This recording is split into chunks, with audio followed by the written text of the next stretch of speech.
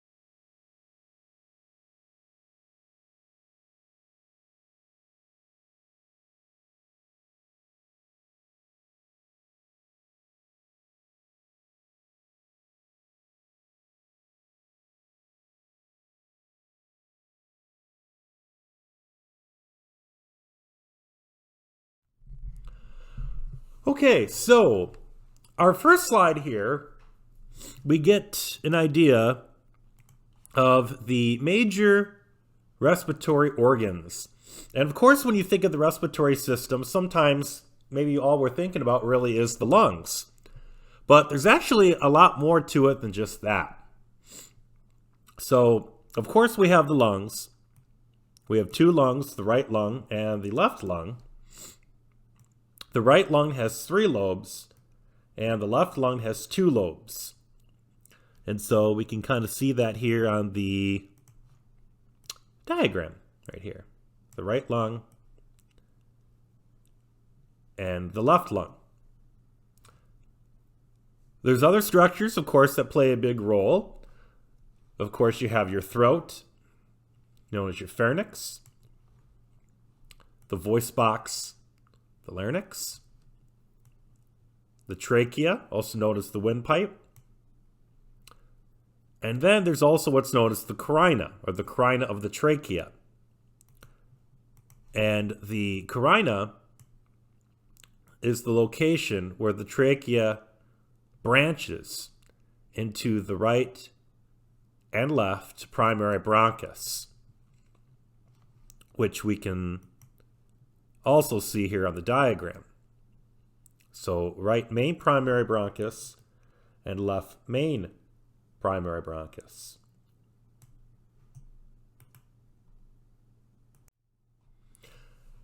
Also, we can see there's several different zones when we start to break down the respiratory anatomy. So first we have what's known as the conducting zone. And the conducting zone will cleanse, humidify, and warm incoming air, which is the case when we think of the nasal cavity that you can see right here, okay? The nasal cavity. So that's something that you can see right here. The nasal cavity area right here. The other major zone is known as the respiratory zone. So respiratory zone. And this is the location of where gas exchange occurs. Again, when we're talking about gases, our 2 main types of gases will be oxygen, right? O2.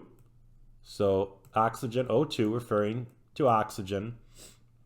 And then, of course, also carbon dioxide gas, CO2. So carbon dioxide gas, CO2.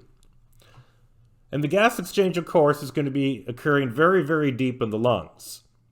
And some of these structures here that we're going to discuss a little later today. And then we also don't want to forget about our respiratory muscles. So they're going to help with promoting ventilation. So that's the case with the diaphragm. So we can see the diaphragm on here. Very important muscle when it comes to breathing. The diaphragm. So this muscle right here, the diaphragm. And then also, we don't want to forget about the intercostal muscles. So we have the internal and external intercostal muscles. So they're going to be lining along the vicinity of the ribs, which we're not able to see here. But this is a good preview slide as we go through understanding the direction of airflow through the respiratory system. So first we're going to start up with the air making its way into the nasal cavity. So here's the air. Many of us breathe through our nose, a little bit with our mouth too, but we look at how the air makes its way into that nasal cavity. So first going through the nostrils, and then in the nostrils, the air will make its way into a regional area known as the nasal vestibule, and that area contains hair. So that's the first barrier that ultimately the hair can kind of clean onto some particulates if need be. So that's a nice safety barrier that we have in the nasal vestibule area. So referring to this vicinity here. The air then makes its way into the nasal cavity. And the nasal cavity contains what are known as the nasal conchae. And the nasal conchae are going to be these projections that come off the side of the nasal cavity. So there's a superior portion, a middle portion, and an inferior portion. And the benefits of having this nasal conchae is to increase the mucosa area. So there's a lot of mucus that's found in the nasal conchae. And this is important. When air comes in, there can be a lot of turbulence in the nasal cavity vicinity. And the air turbulence actually leads to a lot of particulates that can cling onto the nasal cavity. Also in this vicinity, there can be a lot of filtering of air. The air can be heated, and there's also moistening of air as well. The nasal conchae then, these projections up here, these projections are broken down based off of grooves, which are called the nasal meatuses. Nasal meatuses. So another very important term here, the nasal meatuses, is grooves. So there's a superior portion, a middle portion, and an inferior portion as well. So you can see the important structures that are found in the nasal cavity. That nasal conchae we mentioned again.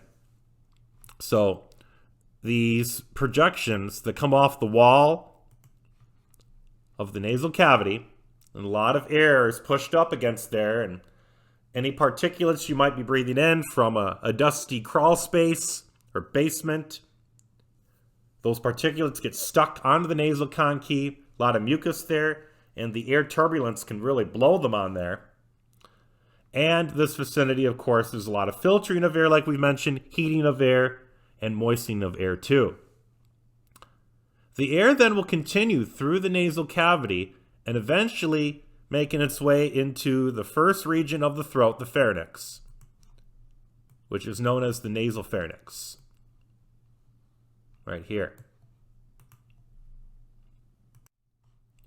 So again, that air makes its way into the pharynx, into the nasal pharynx. And again, that's the first region of the actual throat.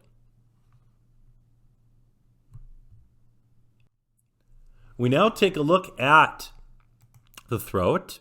The fancy term for that, of course, is looking at the pharynx. So there are three major regions to the pharynx. So we have the nasal pharynx.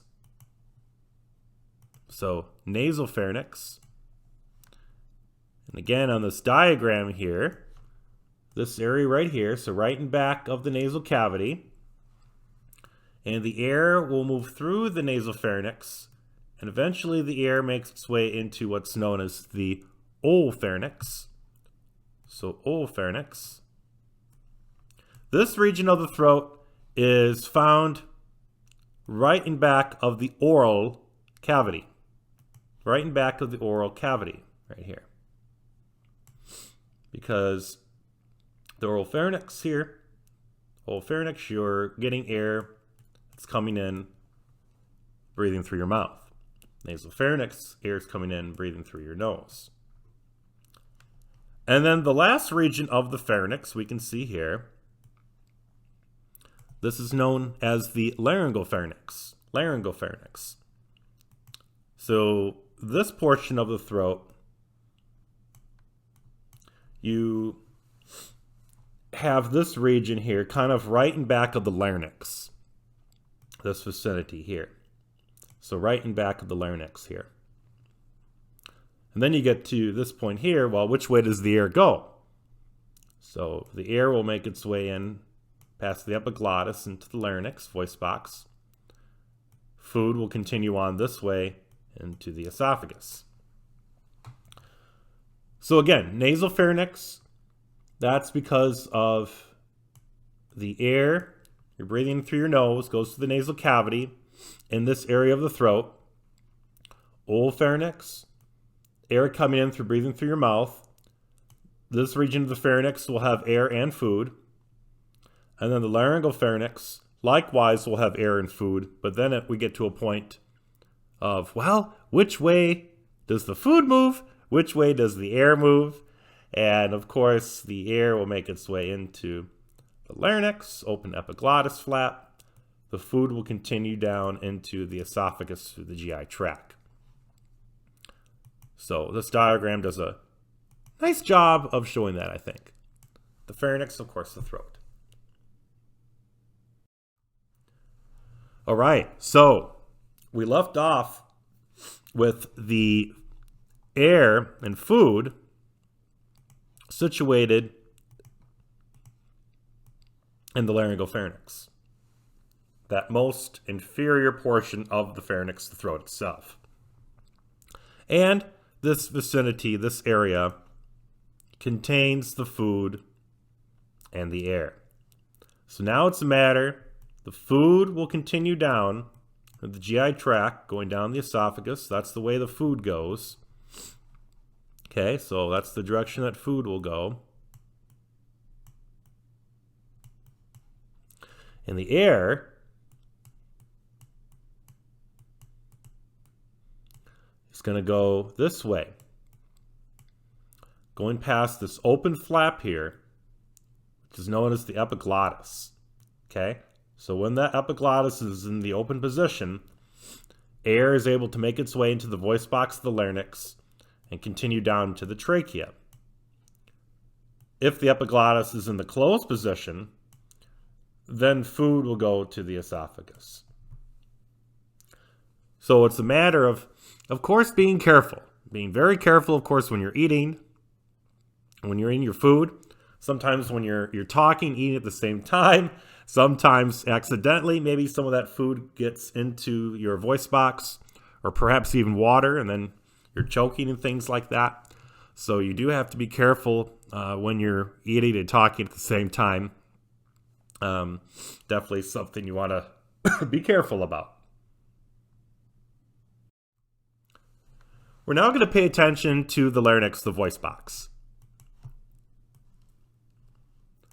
So there's a lot of structures that are associated with the larynx. Okay, so the larynx, like I mentioned, a lot of different structures associated here. So we take a look at some of these structures. At the top here, we have the epiglottis. And this is made up of elastic cartilage, and very important when it comes to the swallowing process.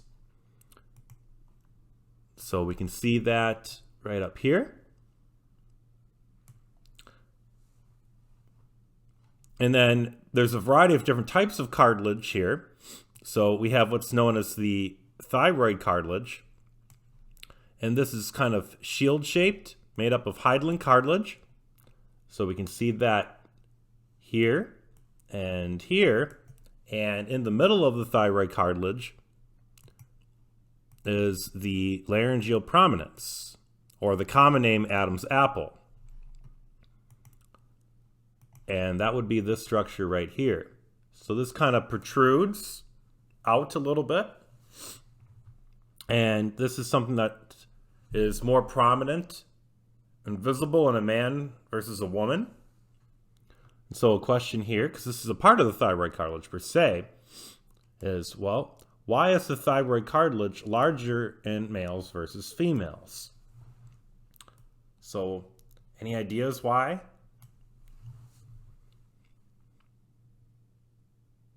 And you're probably thinking, And it comes down to a difference really in reproductive hormones.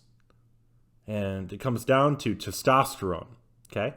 So testosterone is the reason for the laryngeal prominence being more prominent in a man versus a female, versus a woman. Other cartilage that you'll find here is the cricoid cartilage. So this is also made up of hyaline cartilage and ring-shaped. So we can see that right here. And then we're even getting down into the trachea here. And this is known as the tracheal cartilages. So they're kind of C-shaped ringed. So that's something else you can see. So, yeah, very interesting. And of course, the functions of the larynx, we can see those here. So functions of the larynx, it provides an open airway. It will route air and food, and important with voice production. Now we take a look at the movements of the vocal folds. So, two major vocal folds here. We have the true vocal cord, or known as the vocal fold, and also what's known as the vestibular fold, known as the false vocal cords. So, the true vocal cord is able to vibrate to produce sound as air rushes up from the lungs. And they appear white. And that's because there's no blood vessels that go through. So that's what we can see in this image here. So the true vocal cord or vocal fold is represented by the white you see here. This is the closed position. Closed position. Then we can see here, this would represent the open position. Another term here to be aware of is known as the glottis. And this is the opening where air passes through. So here we have the closed glottis position. Here we have the open glottis position.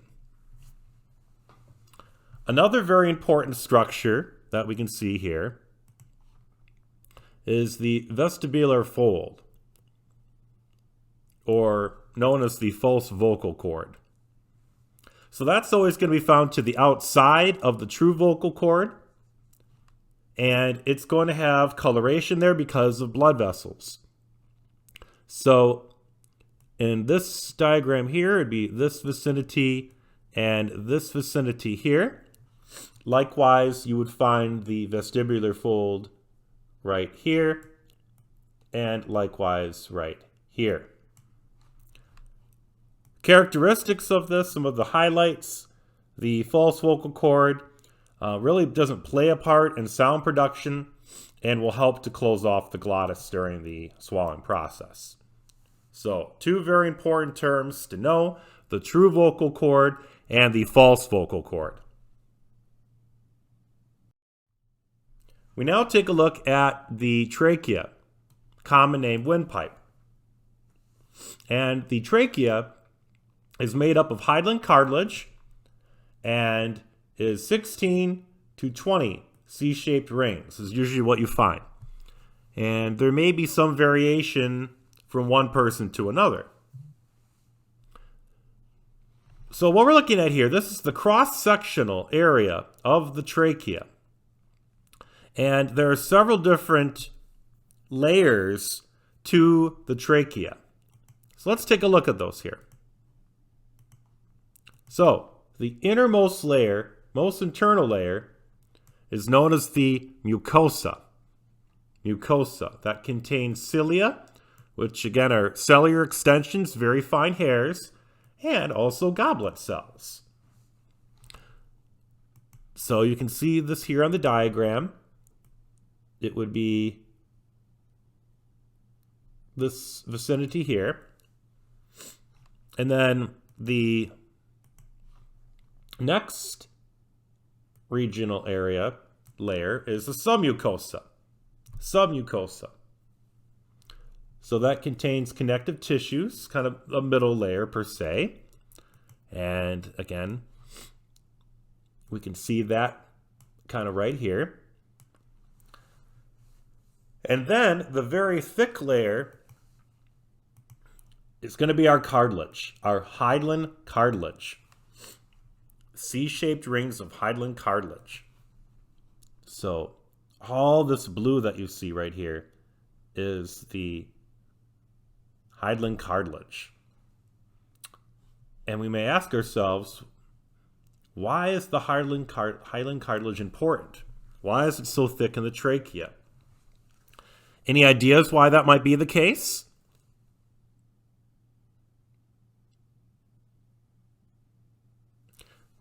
And a big reason why, and maybe you're thinking this, it needs to be very thick in the trachea in order for the trachea not to collapse. You need that trachea to be strong when it comes to movement of air, or coughing, so very, very important there. And then the outermost region of the trachea, number 4, is the adventitia. Adventitia. That's made up of connective tissue. This is the outside of the trachea, the superficial portion. So fairly thin outside layer. Adventitia. Another very important structure that we can see on here is the trachealis muscle. So the trachealis muscle, right here. And this is extremely important. It will contract during coughing to expel mucus. Look at this, at a rate of 100 miles an hour. That's how fast that mucus is flying out of your mouth when someone's coughing on you. So of course, you hope you don't get coughed on. I've been coughed on before, unfortunately, but you do the proper method and you use your upper arm, cough kind of in your shoulder. It's medically how you should be doing it. But some people don't. They just let the mucus fly, or they use their hand and they shake your hand. So that's kind of gross, but that's how some people are, I guess. All right, this image here, we're looking at the trachea, kind of focusing in on that innermost layer, looking at the cilia. The cilia.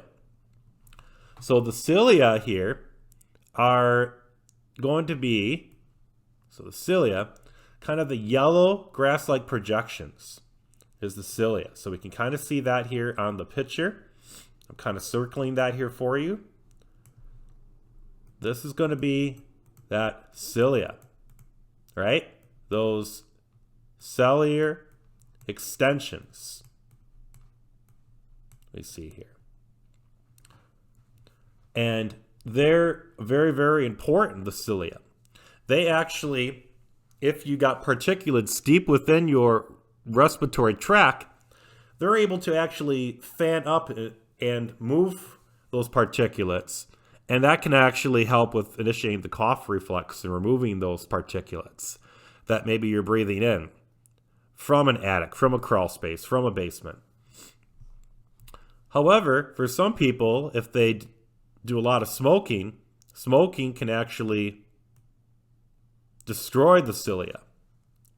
and then you lose that protective barrier. Now, it is possible for some regeneration to occur if someone stops smoking. It's possible for some regeneration. It would take a while, but it definitely can occur. And again, what is the purpose of the cilia? The purpose, they're a protective barrier, they're cellular extensions, and they're able to get rid of particulates that maybe you breathe deep into your respiratory system, and they help as defense, so that way the particulates don't go farther into your actual lung tissue.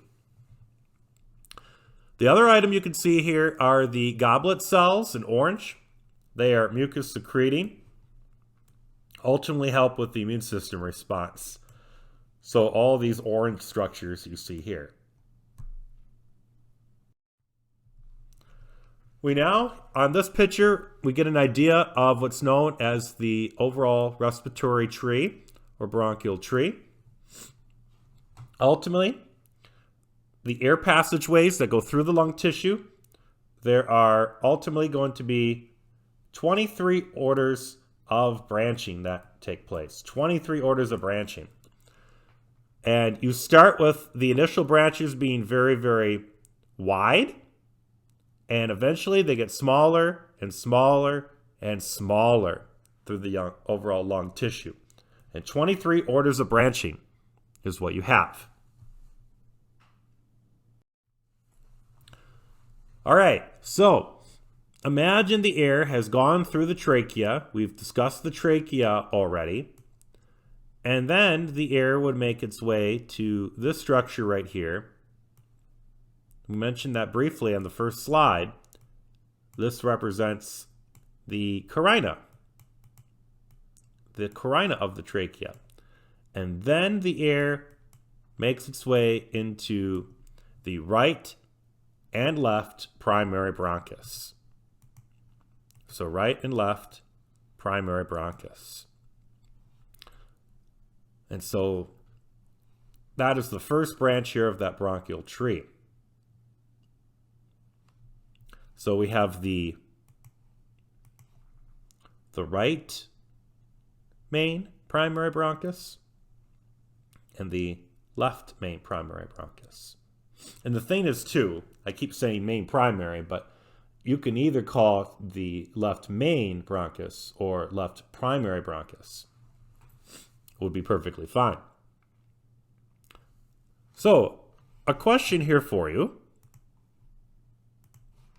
Why is the right primary bronchus wider and shorter versus the left?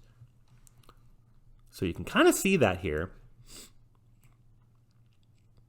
Here's the right. Here's the left. Why is the right primary bronchus wider and shorter versus the left? Any ideas?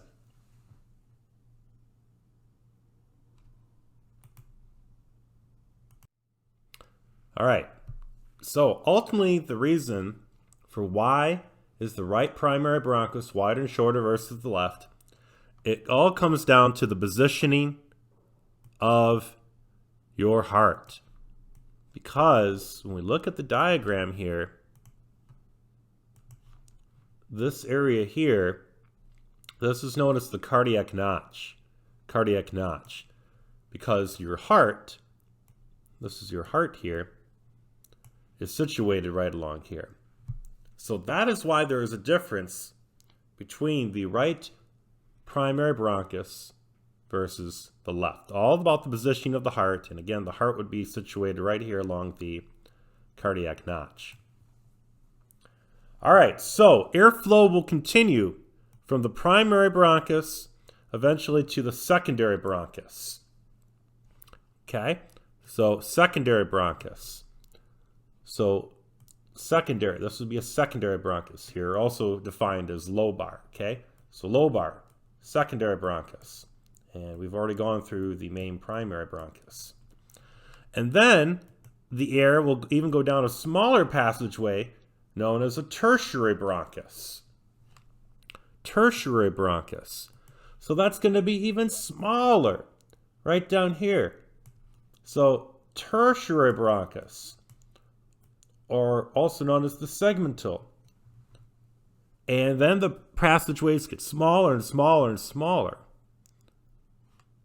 All right. And then the one thing, of course, the big thing out of this picture you can see is the fact that, we have a right lung. And there are 3 lobes that you can see here. 3 lobes on the right. So that superior, that middle lobe, and that inferior lobe. And then the left lung has the 2 lobes. And we can see those there, superior and inferior. There are 3 main structural changes that occur when the air goes from a bronchi to a bronchiole. So 3 main structural changes. Number 1, cartilage. The hyaline cartilage that we've been discussing about, found in the trachea, found in the right main primary bronchus, secondary bronchus, tertiary bronchus, etc. That hyaline cartilage eventually becomes absent from the bronchiole, so that's a big change there. Number 2 is the amount of smooth muscle available. So there's actually an increase in smooth muscle in the bronchioles. Okay, and now number 3 would be epithelium tissue. So the epithelium type of tissue will vary also from a bronchi to the bronchioles. So you start with pseudostratified columnar tissue to eventually cuboidal tissue. So those are 3 main structural changes that you'll find when the air goes down a bronchi to the bronchioles. Also keep in mind that the cilia, remember those cellular extensions I talked about, are going to be few and far between. Not nearly as many. And the goblet cells will be absent. There will be none of the bronchioles here, and barely any cilia will be found in the bronchioles too. So now we make our way to the respiratory zone structures. So imagine we've gone through all the various parts of the bronchi, and we make our way now to a bronchiole.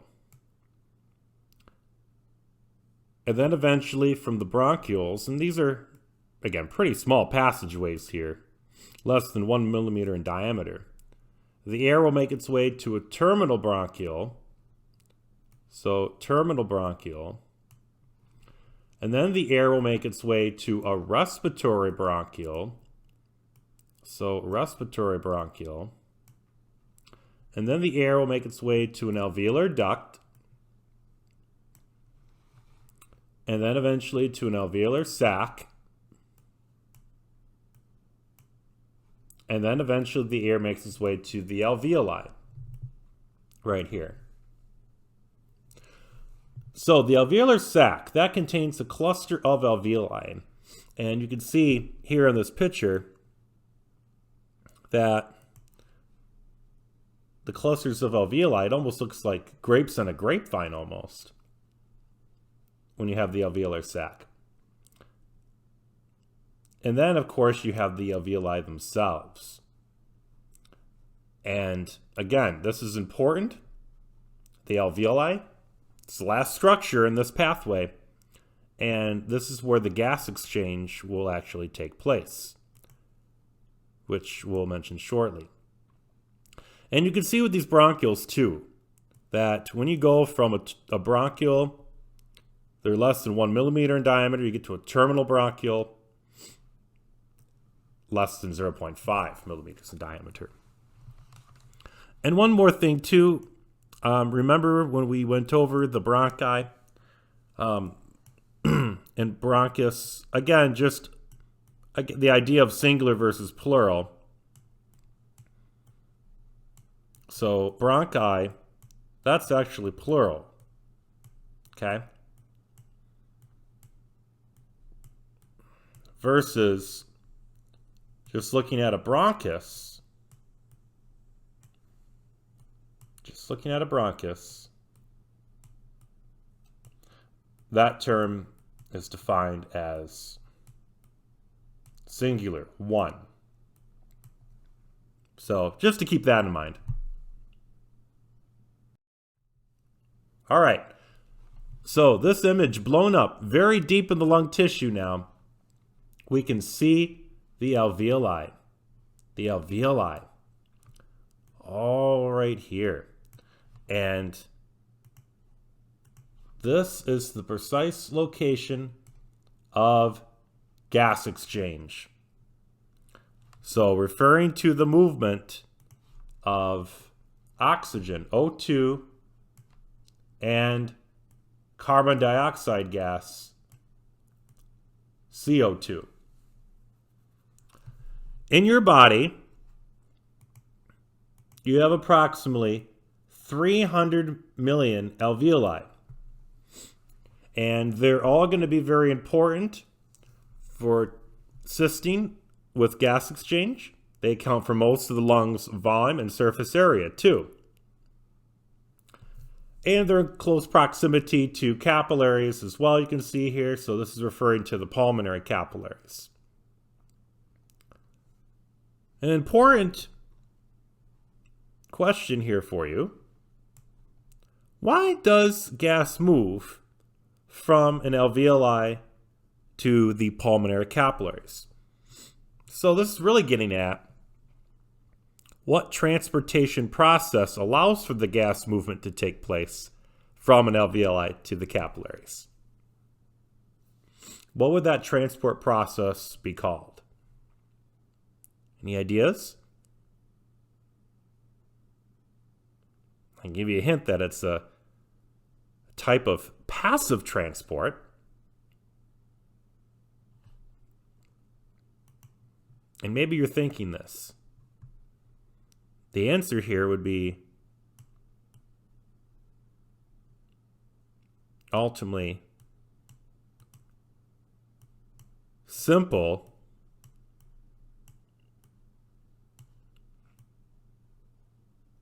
diffusion. So simple diffusion ultimately is the answer here. Okay, simple diffusion. So gases move due to simple diffusion from an alveoli to a pulmonary capillary, or from a pulmonary capillary to an alveoli.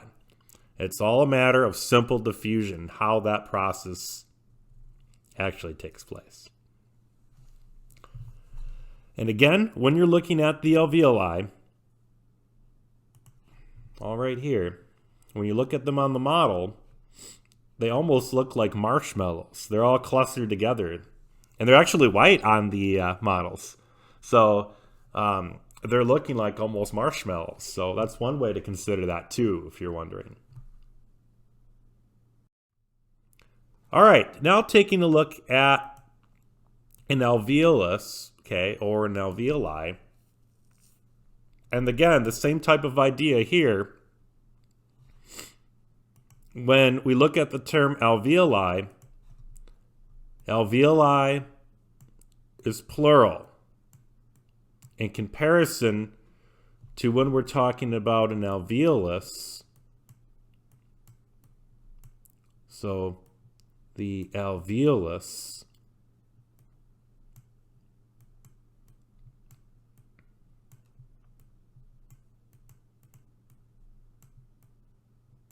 that term is singular. All right, so we take a look at the various important structures that make up the alveolus. There are two major types of cells. There are type 1 cells and type 2 cells. The type 1 cells are going to be a single thin layer. The majority of the cells in the alveolus are type 1. So you can kind of see that here. Type 1 cell. Here's an example of a type 1 cell right there. And right here. And right here. And so on and so forth. All right. So they're very thin walled cells.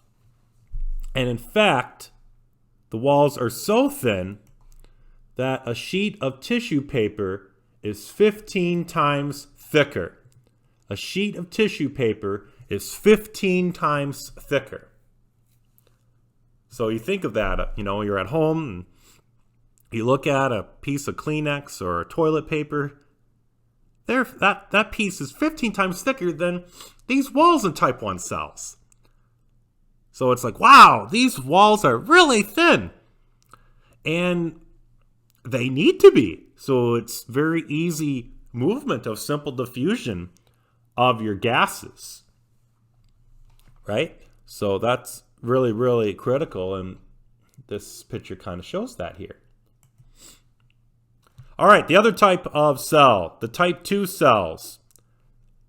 So the type 2 cells, there aren't as many, but they're important for secreting the chemical surfactant, and this helps to reduce overall pulmonary surface tension. So that makes it a lot easier for your lungs to inflate and deflate.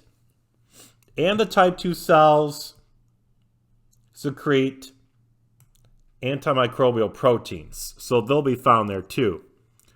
And antimicrobial proteins, if you remember from the immune system notes, are referring to interferons, right? And complement. And in our picture here, the green cells are examples of type 2 cells. Okay, so make sure to remember type 1 cells and type 2 cells. Other additional structures that are going to be found in the alveolus are alveolar pores and the alveolar macrophages. So, the alveolar pores, those are going to be little openings here. So there's these holes here that are alveolar pores.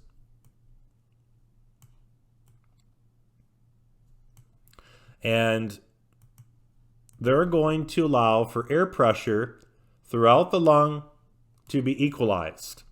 And they also provide alternate air routes to the alveoli in case the bronchi have collapsed due to some form of pulmonary disease.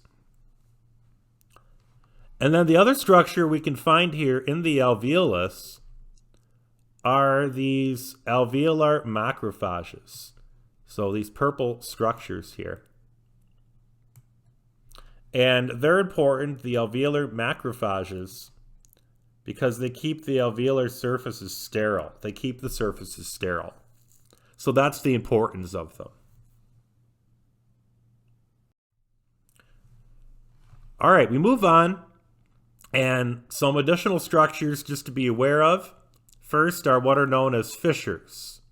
Fissures. And these are grooves, deep depressions, that ultimately separate the lung lobes from one another. So when we look at the right lung, we have the horizontal fissure right here and the oblique fissure right here.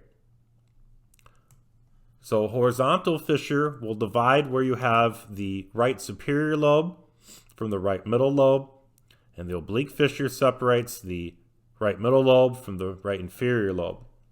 And then on the left side, the left lung, all you have is an oblique fissure, which will separate the left superior lobe from the left inferior lobe. And you've heard this term fissure before, because that was a term used when looking at the brain, because there's fissures on the brain that separate ultimately the right and left cerebral hemispheres and other structures of the brain, like the cerebellum. All right, this is looking at a transverse sectional cut, and we're looking here now at the cavity of the lungs. So some additional structures to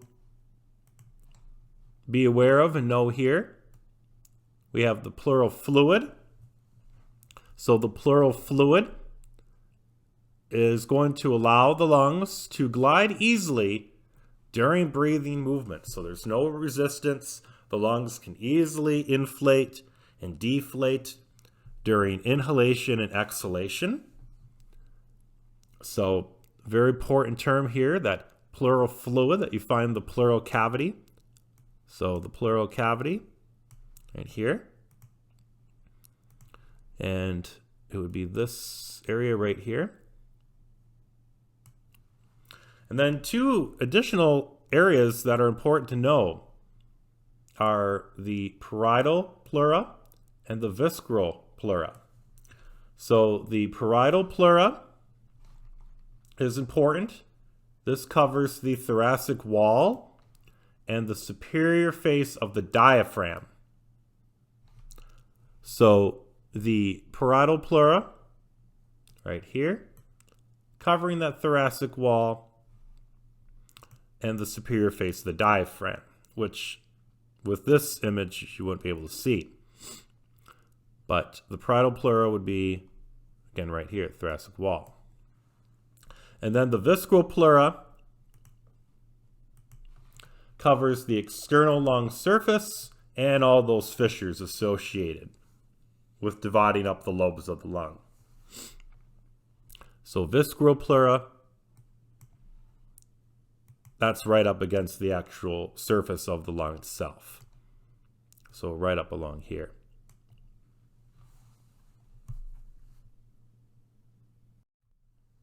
All right, we're now going to review some of the important items we've discussed so far in this chapter. So, review question number 1. The location of gas exchange is the blank, which are thin-walled sacs in the respiratory system. So, what would be the correct answer here? What would be the correct answer here?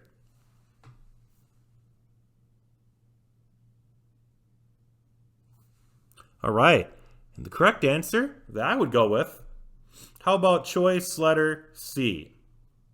The alveoli. Number 2 for review. The blank secrete the chemical surfactant and antimicrobial proteins and are found in the alveolus. So what would be the correct answer for this question?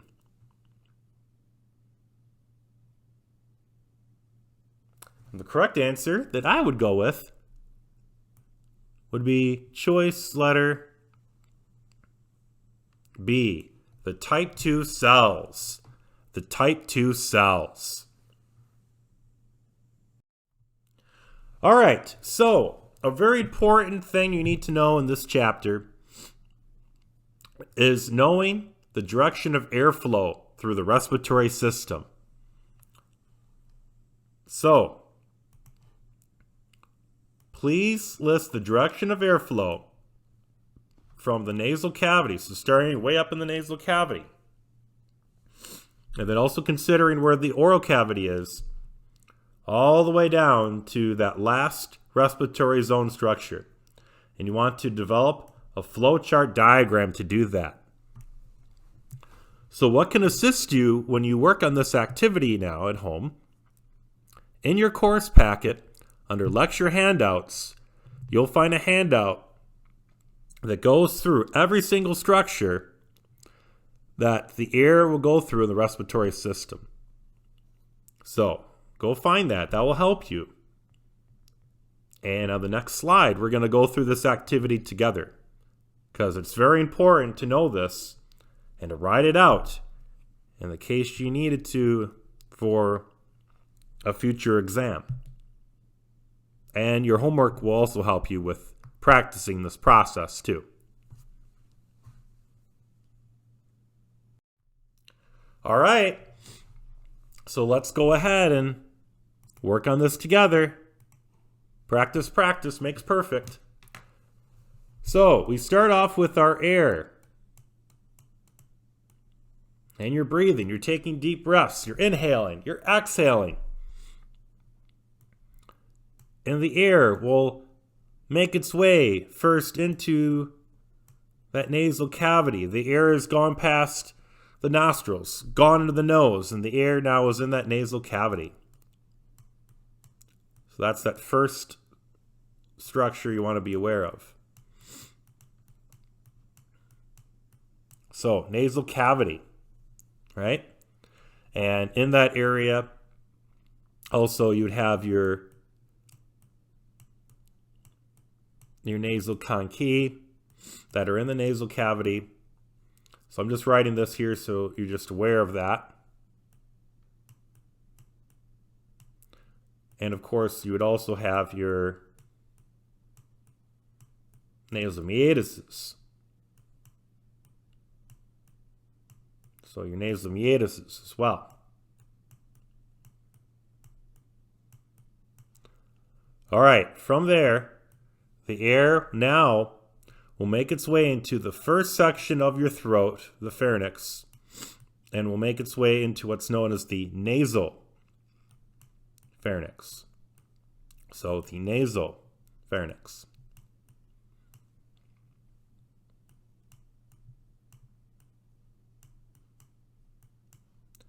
The next region or section of the throat, the pharynx, is going to be called the oropharynx.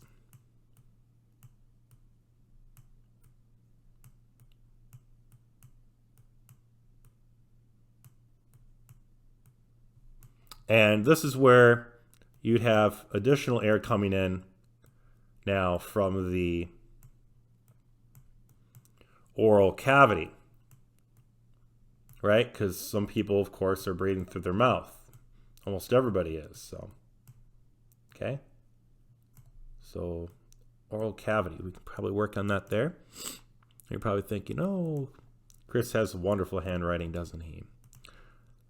So, there we go. That looks a little better. Then from here, the air will make its way past the oropharynx, now into what's known as the laryngeal pharynx. Okay? Laryngeal pharynx.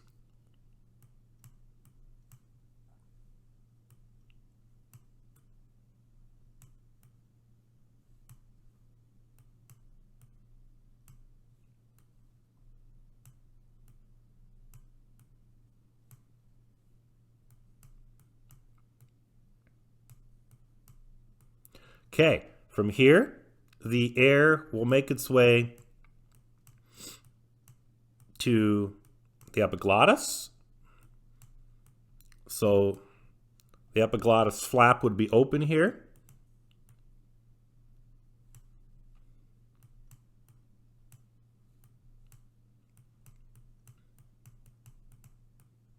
And that will allow for the air now to make its way to your voice box. So to your larynx.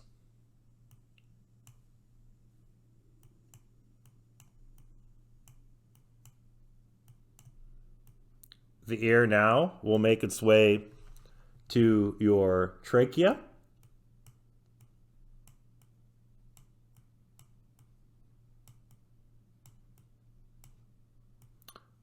Eventually now to the carina. So the carina of the trachea.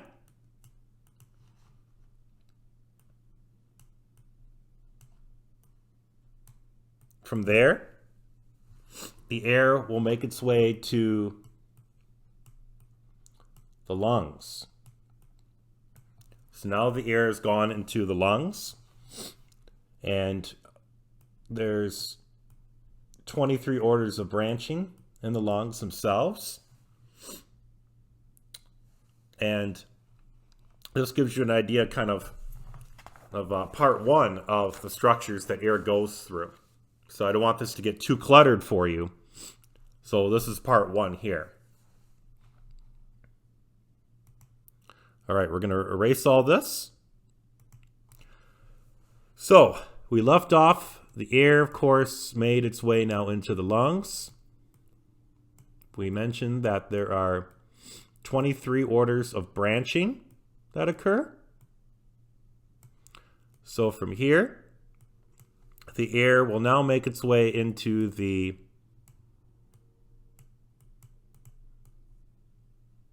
primary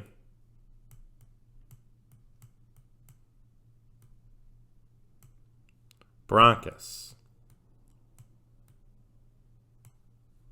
So primary bronchus.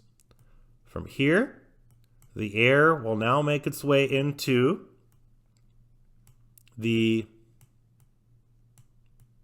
secondary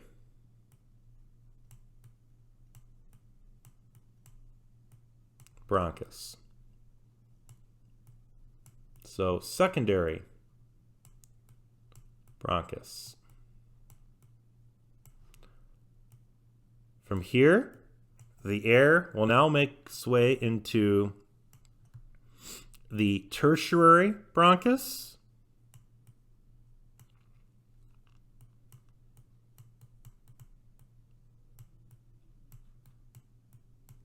So tertiary bronchus.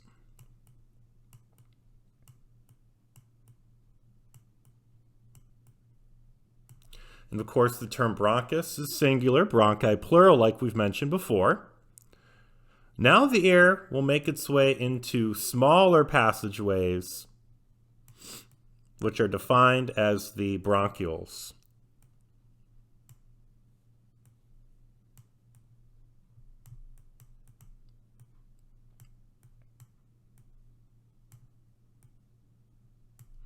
From the bronchioles, the air is going to get to even smaller passageways, entering into what's known as the terminal.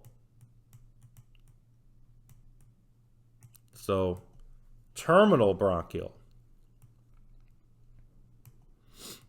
So, terminal bronchial.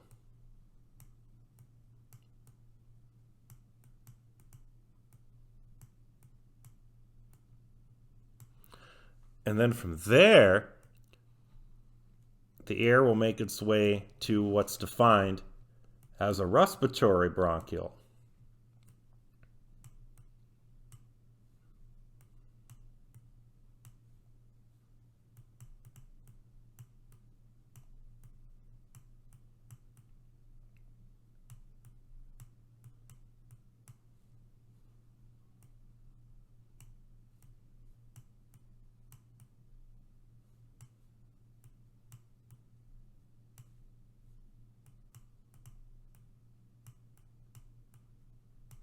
Then from there, the air will make its way into what's known as a alveolar duct.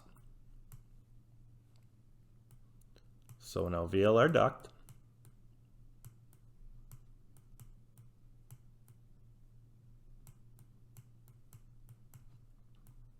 And then from there, the air will enter into what's known as an alveolar sac.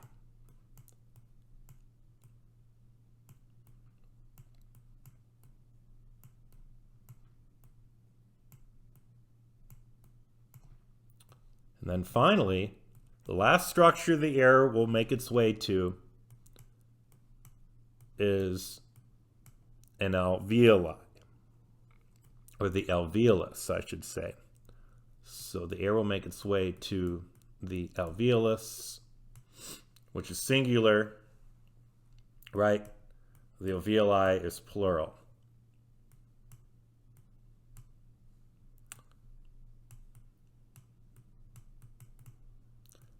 And this is where the gas exchange occurs, right? So, of course, if you're inhaling, that's going to go ahead and deliver the oxygen from the alveoli to pulmonary capillaries. And if you're exhaling,